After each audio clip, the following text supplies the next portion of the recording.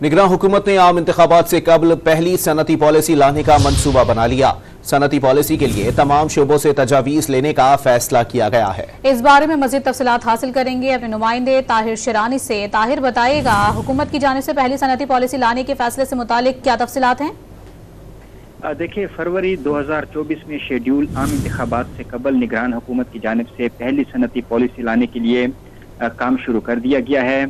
सनती policy के लिए तमाम शोबों से तजावीज़ लेने का फैसला किया गया है। हुकूमती ज़राए के मुताबिक पायदार मुल्की माशी तरक्की के लिए जानदार सनती पॉलिसी तश्कील दी जाएगी।